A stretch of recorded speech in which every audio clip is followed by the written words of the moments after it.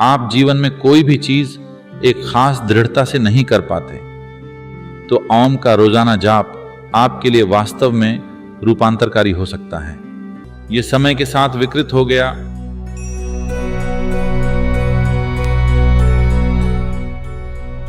Vatican में यह जैसे कहा जाता है, हमेशा कहा जाता है आमेन।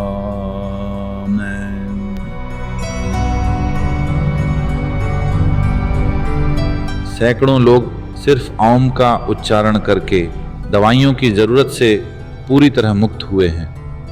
अगर आप बहुत डर लगने की वजह से परेशान हैं, तो हर दिन कुछ मिनट ओम का उच्चारण करने से आप में बहुत अंतर आएगा।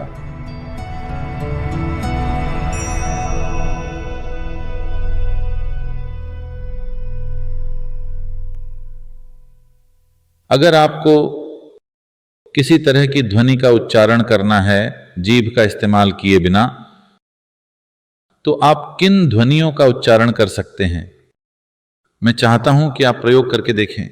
जीभ का इस्तेमाल किए बिना आवाज निकालने का प्रयास करें।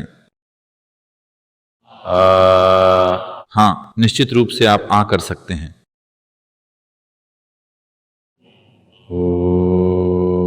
संभव है।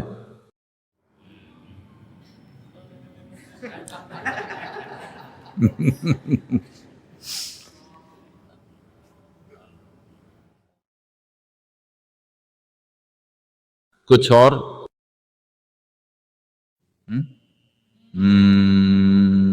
हाँ, संभव है। एक ऐसा व्यक्ति जो बोल नहीं सकता, एक व्यक्ति जो गूंगा है, वो कौन सी आवाजें निकालता है?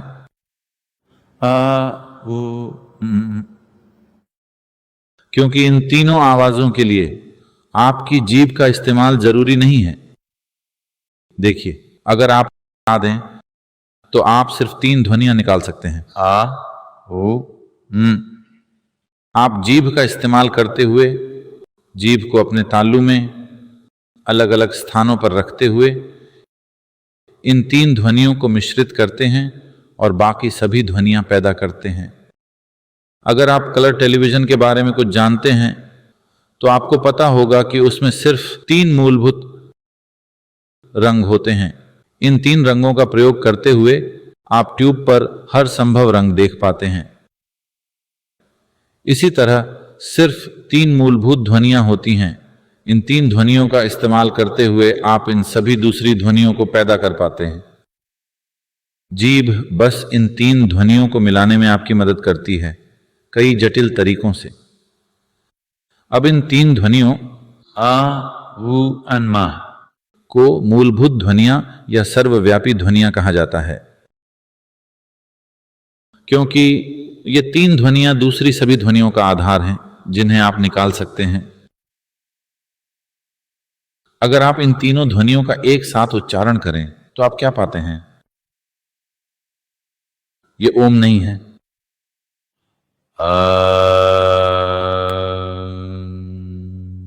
अगर आप मुंह खोलकर हवा को बाहर निकालें तो वो आ बन जाता है। जब आप उसे बीच में बंद करते हैं तो वो ऊ बन जाता है। जब आप उसे बंद करते हैं तो वो बन जाता है।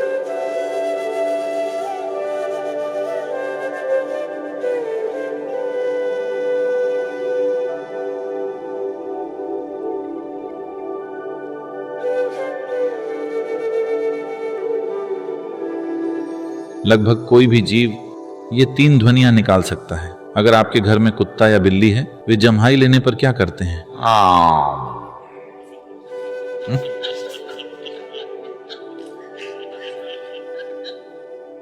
अगर वो अपना मुंह खोलते हैं तो आ की ध्वनि निकलती है।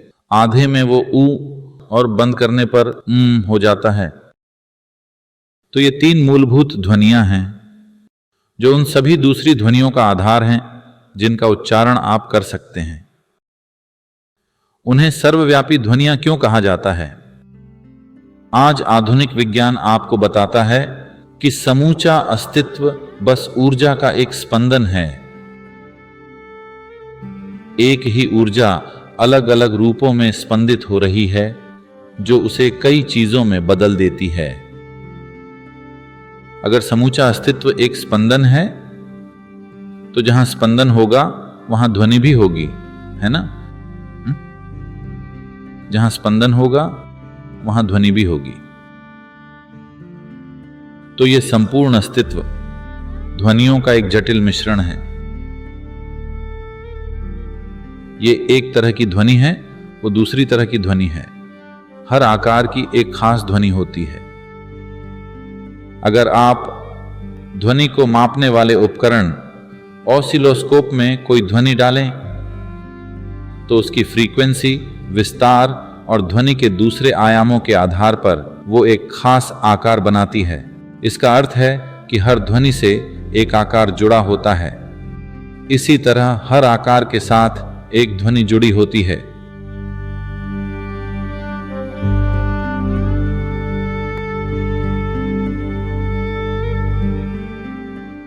ध्वनि और आकार के बीच इस संबंध को मंत्रों का विज्ञान कहा जाता है। अब आधुनिक विज्ञान आपके सामने साबित कर रहा है कि समूचा अस्तित्व बस एक स्पंदन है। जहां भी स्पंदन होगा वहां एक ध्वनि होनी ही है। इसीलिए समूचा अस्तित्व ध्वनि है। और ध्वनियों के इन सभी जटिल मिश्रण के लिए मूल ध्वनि है आ, वु, अन्म और आम। ओम को सर्वव्यापी ध्वनि, मूलभूत ध्वनि के रूप में देखा जाता है। ईसाई धर्म में आज वे जो कुछ भी कहते हैं अंत में कहते हैं आमीन। अगर आप देखें कि वेटिकन में इसे कैसे कहा जाता है, इसे हमेशा ऐसे कहते हैं आमेन। इसमें से एन हटा दें और फिर आमीन कहें।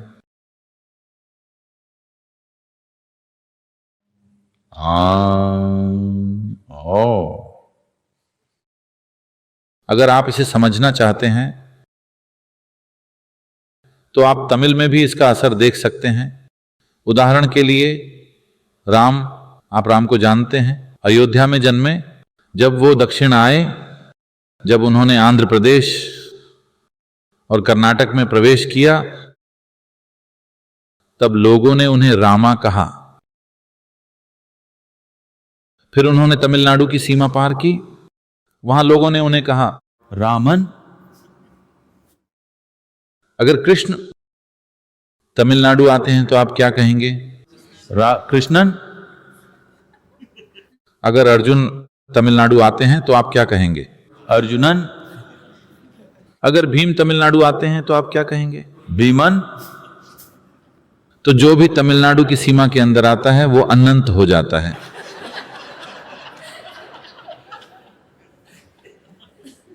तमिल में अन्न का ये असर आरमाइक से भी कई ज्यादा मजबूत है। आमेन। आमेन से आप एन निकाल दें तो ये बस ओम रह जाता है। आज ये आमेन अमेरिका चला गया है और बन गया है एमेन।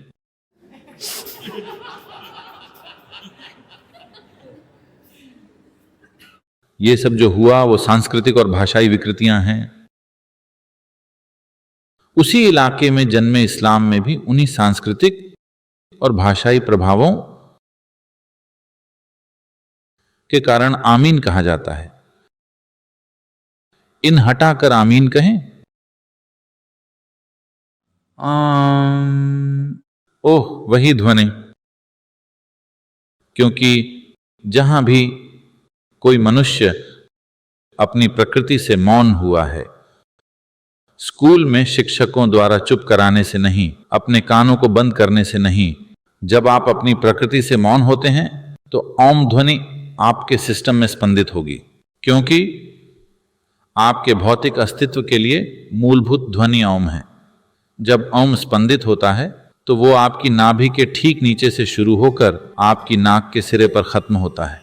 ये स्पंदन अपने आप घटित होता है। तो जब भी कोई इंसान वास्तव में मौन होकर बैठा,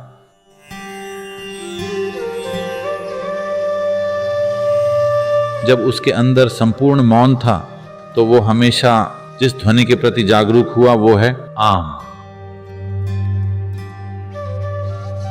जब उसने उसे संप्रेषित किया तो वो भाषाई और सांस्कृतिक प्रभावों के अनुसार समय के साथ विकृत हो गया।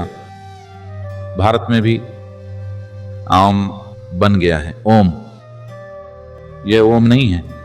अपना मुंह खोले और बोले अपना मुंह थोड़ा बंद करें, यह बन जाएगा ऊ। पूरा बंद करने पर यह हो जाएगा ओम। ध्वनि के अनगिनत फायदे हैं। आज भी जब कोई यहां किसी तरह की मनोवैज्ञानिक समस्या के साथ आता है तो पहला परामर्श हमेशा ओम होता है। कुछ सप्ताह तक इसे कीजिए, आपके अंदर ठहराव आता है। फिर हम दूसरे पहलुओं की जांच करते हैं। मैं आपको सैकड़ों लोग दिखा सकता हूं जिनके लिए मेडिकल तौर पर यह माना जाता था कि उन्हें जीवन भर मनोचिकित्सा की दवाओं पर रहना होगा। उन्होंने सिर्फ ओम का जाप करते हुए दवाओं की जरूरत खत्म कर ली है। अगर आप अत्यधिक भय, विकृत और बुरे सपनों से पीड़ित हैं, आपका मन और शरीर अस्थिर है, अगर आपका सामान्य ढांचा कमजोर है, आप जल्दी जल्दी बीमार पड़ते हैं। खासकर बच्चों को अगर ध्यान देने में मुश्किल आती हो तो रोजाना दिन में कुछ मिनट के लिए ओम का जाप बहुत फर्क ला सकता है। अगर आपको यह समस्या है कि आप जीवन में कोई भी चीज एक खास दृढ़ता से नहीं कर पाते, तो ओम का रोजाना जाप आपके लिए वास्तव में रूपांतरकारी हो सकता है। आप कुछ सप्ताह के अंदर अपने काम करने के तरीके में असाधारण फर्क महसूस कर सकते हैं, क्योंकि यह आपके भौतिक अस्तित्व की मूलभूत ध्वनि है।